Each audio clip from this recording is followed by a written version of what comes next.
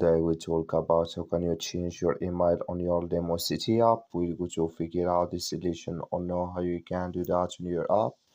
So all you have to do, you just click here on more down here. When just click here on more, it's going to take you to this list. Then all you have to do now, so just click here on account settings.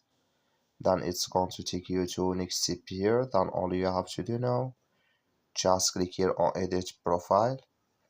So then it's going to take you to next step here. Just switching to open video here. So it's going to take a time to open video like this here. Then you click here on change email. And just click here on change email, it's going to take you to this list. And here add new email, then you click here on save changes, then it's going to change with you. So that's all you have to do. Thank you for watching. Don't forget to support us by liking, subscribe.